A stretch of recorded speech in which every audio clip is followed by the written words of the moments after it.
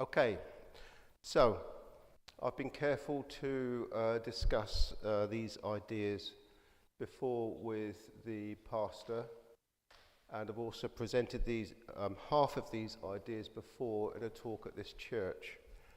The church is, I believe, reasonably well secure in believing that an old earth creationism view of science is compatible with the Bible. I'm going to repeat that talk in a cut-down version, but I've added to it 3 examples where I believe that very, very rigorous and well-attested science matches individual verses in the Bible. So, the benefits of believing in old earth creationism from the Bible is that you can then bring mainstream science into your understanding of the Bible to support it, and you get a reality behind the text that's greater than if you think in terms of 6 days, 6,000-year-old creationism.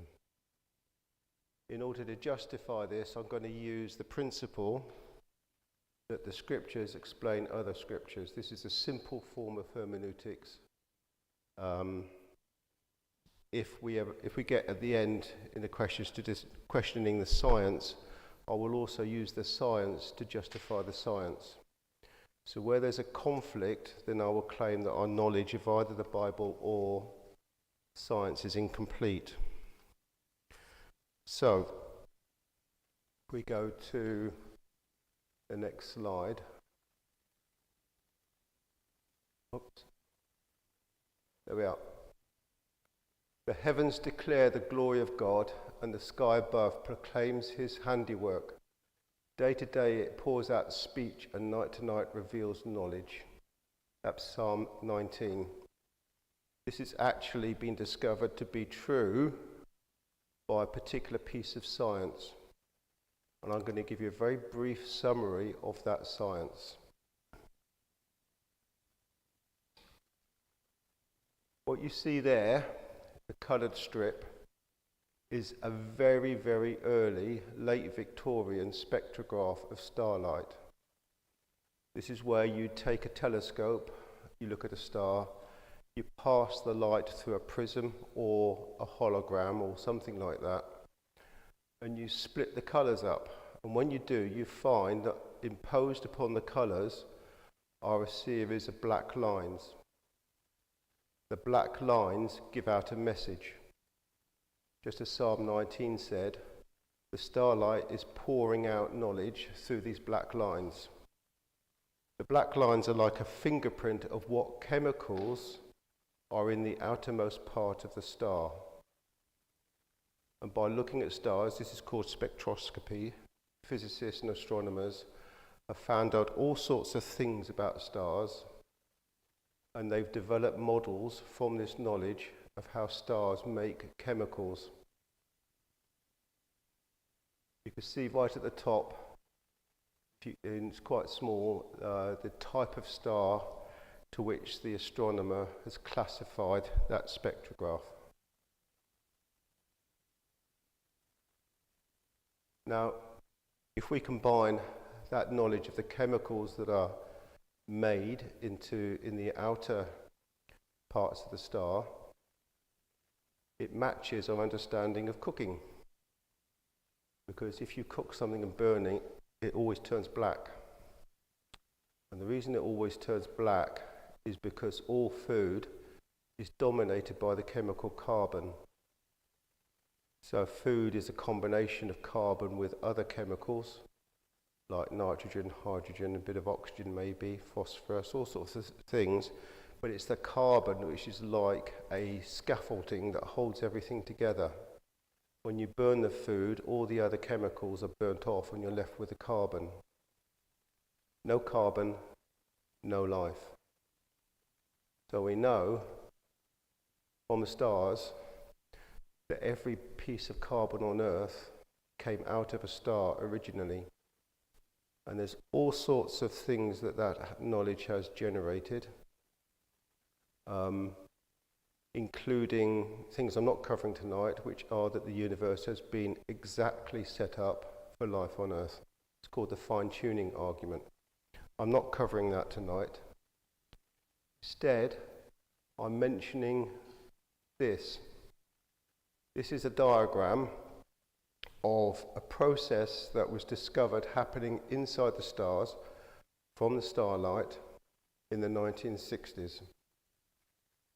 What you've got on the left-hand side, you've got these little symbols meaning 4He.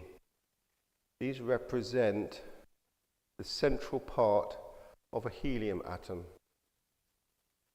And because the insides of stars are so hot and so pressurized, these get forced together. When they're forced together, they give off, that little Y shape represents light. They give off light and they form the thing in the middle, which is a bigger center of a different atom called beryllium. It's called 8Be. Now there's a problem here. If there wasn't something special in this process, then that's all we'd get. The stars would not be able to produce carbon. What needs to happen is another collision between the beryllium and the helium to come together to form the carbon. And it was a real mystery to scientists how this could happen until experiments on Earth proved that the carbon has a very, very special property which enables that process to happen fast enough and quick enough. Without this special property, there would not be carbon produced inside stars, and we would not be here. There'd be no life on Earth. Remember, all this knowledge is coming from those spectrographs that are being projected by the stars day after day and night after night. The scientist who discovered this process is called Fred Hoyle. The process is called the triple alpha process, which you can find on the web. This is his famous quote, and this is probably late 1960s, I believe. Would you not say to yourself, some super calculating intellect must have designed the properties of the carbon atom, otherwise the chance of my finding such an atom through the blind forces of nature would be utterly minuscule. Common sense interpretation of the facts suggests that a super intellect has monkeyed with the physics as well as with the chemistry and biology, and that there are no blind forces worth speaking about in nature. The numbers one calculates from the facts seem to me so overwhelming as to put this conclusion almost beyond question. Fred Hoyle was an Anglican and an atheist, so it's a bit of a contradiction there. But what this shows is that the light from stars, with the message contained within those black bars on the spectrograms, has sent knowledge to scientists on Earth, making them admit that it looks like some super calculating intellect with the power and ability to adjust the inside working of stars has adjusted those stars to make them produce enough carbon. So it's a direct fulfillment of Psalm 19.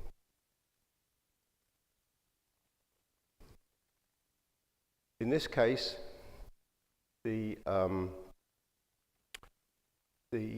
derivation of a match between the Bible and science is a little bit more involved. In John chapter 1 verse 1 it says, "In the beginning was the Word, and the Word was with God, and the Word was God. He was in the beginning with God. All things were made through him, and without him not anything made that was made. Was not anything made that was made." There we have a cartoon of what is regarded as the longest word in the universe. And it exists in DNA. And we exist as people because inside our bodies we have zillions and zillions of these strands of DNA which are forming our bodies. And it's acting a bit like a computer program, telling our bodies how to build themselves and repair themselves. And it does that in part through what we know from food from proteins. So what we've got in this cartoon, I need to explain it a little bit. On the right hand side, you've got a cartoon of what is called DNA. And this is a spiral of chemicals. And inside the spiral, you have cross arms which are matched. The text is too small to see, but you can see you've got a dark blue, a green, a yellow and a red, representing the different forms of chemicals that cross-link the spiral of DNA. And what you've got on the left is a cartoon of a special molecule called RNA polymerase, which also contains only half of these matching cross-linking chemicals. Now what you've got is a very special thing that keeps us alive. Without this process, we would be alive. Remember, I'm showing you cartoons rather than accurate diagrams, just to derive what's happening. So when our body decides, for whatever reason, to make a protein, the DNA spiral breaks up and halves. And this is happening inside our bodies as we're here this evening all the time. This chemical process is happening, keeping us alive. Then the RNA polymerase comes along and binds up to one half of the DNA. It does its work in helping other forms of chemicals create a protein out of the code that's in the center of the DNA. So it's effectively like a code reader that's reading the code. Then when that's finished, the RNA polymerase disengages, and then the DNA reforms. I'm going to use my fingers to demonstrate a bit more what that diagram is. So you've got inside that spiral of DNA, you've got the cross-linking. The DNA breaks apart, exposing one half of the code. The RNA polymerase comes along and zips across, just like a zipper, across that code, and enables other chemicals to read that code to form a protein. So remember, this is a very complex process. I'm giving you the basic principle. Because of this, only one code works. Okay? You've got to have 3 sets of cross-linking chemicals that match exactly. If they didn't match exactly, we would develop disease or die. The fact we're here reasonably healthy proves that inside our bodies we've got 3 codes that are exactly the same. The only way you can explain that without God is to get 2 codes that match. When you get 3 codes, there must be a creator. It absolutely must. And this is one of the slam dunk, smoking gun proofs that life was created by God. Basically, because only one code works, and because the code is too complex, you cannot get it from random science. The only way you can get this code is if an intelligent person put it together. Now, in order to prove that this exact code, remember, everything has to be exactly right, cannot have come from random chemistry. We just do a simple calculation. Okay, first of all, we have to note that the simplest organism on Earth which can live without another organism is a photosynthesizing bacterium, a single cell. That needs, actually, I looked it up, the simplest one needs about 2 million bits of information in this code to survive. You know what a bit is because you buy a camera buy a computer with gigabytes of storage. A byte is 8 bits, and a gigabyte is a billion lots of 8 bits. The simplest form of organism needs 2 million bits of information in that exact code. But we know that no 2 snowflakes are the same. If you go out into a snowstorm, you pick out a snowflake and photograph it, we know there's practically zero chance of you going out in the same snowstorm and finding another snowflake with exactly the same code. But in order for a simple organism to exist, you've got to have two chemical structures that are identical within a tiny space within a living organism. If you take the simple idea about the origins of the universe, that funny number on the third paragraph is 10 with the up arrow 150. That means 1 with 150 zeros behind it. And that is the maximum number of chemical reactions which can have occurred in the universe for all time. And that number of chemical reactions with some simple physics says you can only get 500 bits of exact matched code. And that is over optimistic for how much you can get. So you can say that the DNA we have on Earth cannot exist anywhere in the universe, but it does. It exists here on Earth. So, according to physics, you can't get more than 500 bits of code, but we've got millions and millions of bits of matched code, and there's no explanation of how that could occur within our universe. So it implies that something from outside our universe must have produced that state of affairs. Because the code carries information, describing it as a word is a very, very good analogy, and it meets the scripture that God spoke everything into existence using what I call a vernacular or everyman language, understanding what word means.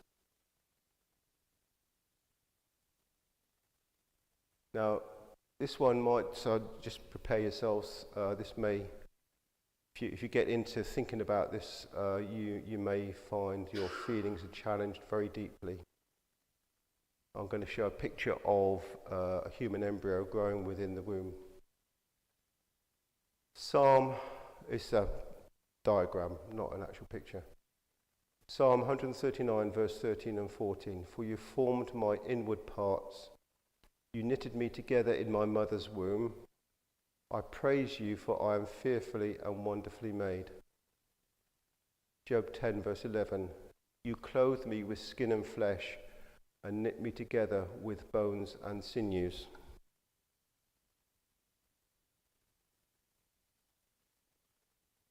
So we've all been through this stage, and there are special things happening in this stage of our lives which, to a common sense vernacular understanding, match the scripture. So what we've got there is an indication of how from a single fertilized egg we develop different parts of our body. The skin and let me have a closer look here.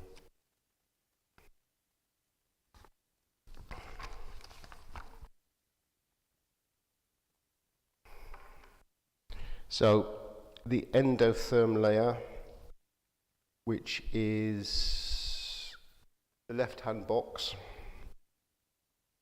pointing to the endotherm layer, it develops into the digestive system, the liver, the pancreas, and the lungs.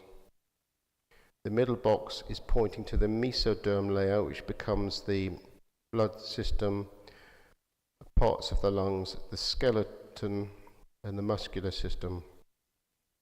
The right-hand box is pointing to parts of the embryo that would become hair, nails, skin, and a nervous system. All of this came from one cell with identical DNA. So throughout all of that structure, you have identical DNA, but the DNA is being switched on or switched off depending upon what is called epigenetic codes. And these are not fully understood. Part of epigenetic codes occur actually on the DNA. And what they are, when they are understood as part of DNA, is they are different languages. So what you've got here are multiple languages working together to create a human being, working off one set of data. Now, for me, it's a bit like the European Parliament, because you'll have a speaker who might speak in French, and instantly they'll be translated into English, German, Portuguese, Greek, whatever. And all those different languages in the Parliament that are being interpreted will carry the same message.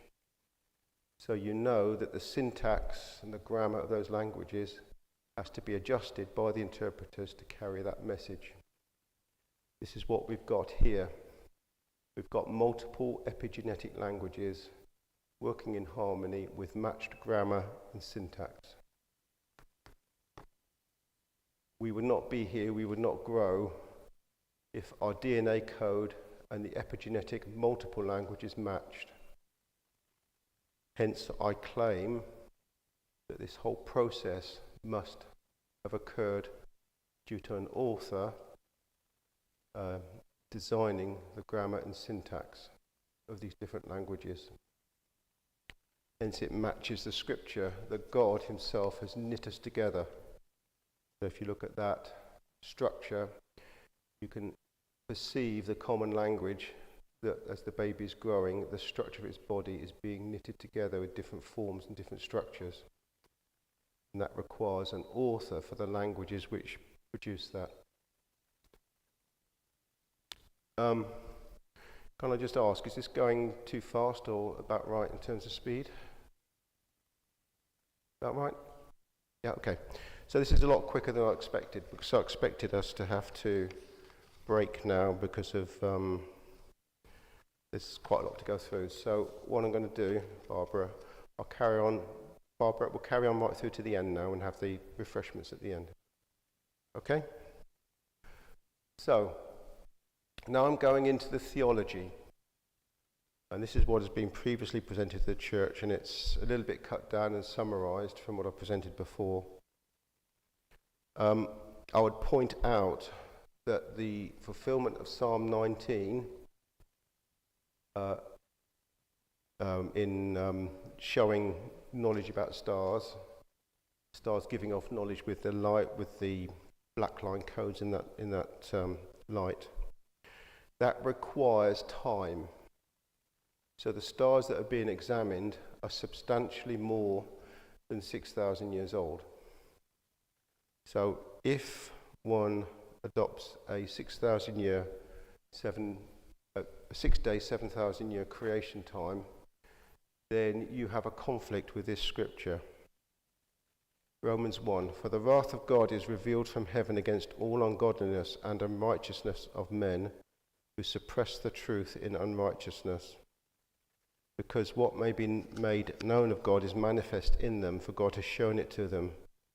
For since the creation of the world, his invisible attributes are clearly seen, being understood by the things that are made, even his eternal power and Godhead, so they are without excuse. Now, the main point I want to make here, this is my amateur theology, if you like, is this Bible text assigns divine authority to science. So we can't have the Bible we can't have a sola scriptura, because if we have sola scriptura, the scripture says we've got to include certain aspects of science within our understanding of God from this text. That assumes, of course, that the science has been studied properly. But it says that this knowledge revealed by science is sufficient. It reveals God sufficiently well to act as a part of God's judgment of people. It's a serious matter. And so I could argue from other scriptures as well, but basically I'm claiming that when we properly understand science, it has divine authority. To give an example of a match between science and very, very well understood science, very foundational science with the Bible. I'm proposing to link Einstein's general relativity with this verse from Isaiah 40, verse 22. It is he who sits above the circle of the earth, and its inhabitants are like grasshoppers, who stretches out the heavens like a curtain and spreads them out like a tent to dwell in. Now, the idea about, I think, of stretching out the heavens like a curtain and spreading out the heavens like a tent to dwell in is like somebody building up Abraham's tent. So Abraham was a nomad, and when they were going to make camp, they would have to build the tent up, stretch out the tent, maybe have a curtain in parts of the tent giving privacy, that sort of thing. And if you look at the curtains in the hall here, you'll see they've all got folds in them. You wouldn't expect a tent or curtains to be flat. And this is where it starts to match Einstein's general relativity. This is a very, very famous picture. It's one of the scientific proofs that Einstein's relativity is true. This one is taken from, I believe, the Hubble Space Telescope. I wouldn't quite be sure about that. What it shows in the center is a galaxy, and the 4 dots around are the light from a single very bright star that's behind the galaxy. And what we've got is the space around that galaxy has been stretched out like a curtain with a ruck in it. And the ruck is causing the space to bend up and fold over on itself. Okay, now the law with light is once it's going through empty space, it always travels in straight lines. And the shortest distance between 2 points is a straight line, isn't it? Well, not in this case. What you've got 4 straight lines connecting 2 points. And what I've got here is an example just to illustrate the kind of thing that was happening in kind of like everyday example. These lines on this tea towel represent straight lines of light that are travelling through space. This ball acts like curved space. And Einstein's relativity is saying the effect of that galaxy is curving space. So if we put those straight lines over the ball, we can just get an idea what happens when you curve straight lines through space. And I don't know if you can see, but you get lines coming together, multiple lines leaving one point, going across this curved space and coming to another point. So they're no longer parallel, even though the laws of optics say that they are parallel, it's just the space is curved through which they're travelling. Okay? So if you think a curtain representing space, that will do the same thing. If space is like a curtain, you put straight lines onto that curtain, the straight lines will get bent. So we see in this picture the scripture being fulfilled, because we see the bending of space, the bending of the heavens like a curtain. And it's one of the nice vernacular examples of where a very key piece of science, foundational to science, matches the Bible when the Bible is interpreted in the vernacular sense, in the language of the common man. These are the other scriptures I've found where it says that God has stretched out the heavens. What's that? 1, 2, 3, 4, 5, 6, 7, 8, 9. Including the one I've mentioned, that's 10 scriptures. Each one in the English translation states that God has stretched out the heavens, though there are slight variations in the context.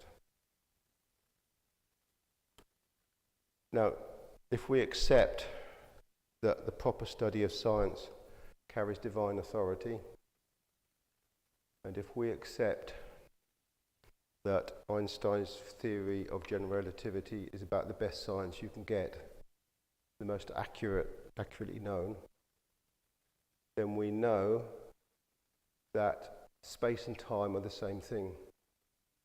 So when God stretched out the heavens, he stretched out both space and time. Okay, so we do not have any rationale using that theology to interpret Genesis 1 verse 1, in the beginning God created the heavens and the earth. We have no rationale to define what time that took. All we can say is it took an unknown amount of time, because as God was doing that, he was stretching out the heavens and the earth, according to the other scriptures. He was stretching out time. So we don't have a basis in scripture for saying it was one day, 24-hour period. We have a wonderful support for this scripture from modern day language. Genesis 11 verse 1. Now the whole earth had one language and the same words. And that is linked with Genesis 11 verse 7. God is recorded as saying, "Come, let us go down there and confuse their language so they may not understand each other's speech." So according to Genesis, there was an original language which the whole earth had, which has been lost. And the human races have been split by using different languages. And I know that because I have extreme difficulty learning German. Elke's from Germany. And very great difficulty communicating with a family. So I know the divide that languages can produce. Genesis also states that we cannot have a clear understanding of what was written in that original language, because God says he's deliberately confused it, or it's implicit in Genesis 11. Hence we can't use syntax and grammar to produce a doctrine from Genesis chapters 1 through 3. And there was evening and there was morning, the third day, cannot have a clear-cut meaning. Now we have confirmation. It's a bit of speculation here, but the facts that I'm going to share with you are, I believe, at least 60% true. Mandarin Chinese contains words formed in stylized pictures. When analysed, these parts of Mandarin Chinese contain elements of the story of Genesis chapter 1. They are also supposed to contain elements of Noah's flood as well. Now this, in the science of anthropology, would be, I regarded as proof that the ancient Chinese and the ancient Hebrews, who are actually ancient Chaldeans, came from the same common tribe, which supports the description of Genesis 11 as God splitting tribes based on language. So this is an example. This is the Mandarin Chinese pictogram for tempter. Now I have to say that I had the very fortunate experience of meeting a teacher of Mandarin Chinese at the Southwick Christian Community Church. I did ask her to confirm whether these claims were true or false. She looked up a website called, I think, Genesis in Chinese. She said she thought it was about 60% true, including this one being true. So here you see an amalgamation of little pictograms. You see them labelled secret, man, garden and alive. Put together makes the pictogram for the devil. And then devil, trees and cover put over the top of that pictogram means the tempter.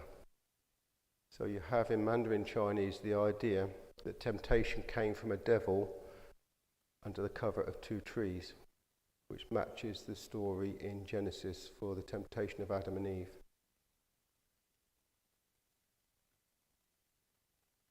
So this has gone really quick. I'm pleased about that.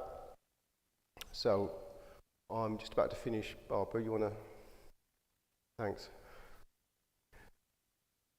So what I'm proposing is that proper science, that's the proper study of science, has divine authority assigned to it by the Bible. The Genesis chapters 1 to 3, probably up to chapter 11, were written in a lost pictographic language. Now, the use of the word pictographic there is my speculation. Obviously, I don't know whether they use letters or pictures or what. Therefore, with that freedom of interpretation of the early chapters of Genesis, one can match the Bible to an old earth creationist view, which includes proper scientific knowledge, not the hype that goes around for science, but the bits that are well proven. And as science develops, so we're going to see more and more secure scientific knowledge. So this is a prophecy, if you like, from the Bible, not from me, that as more and more science is better and better understood, it will give more and more and better support for the Bible texts.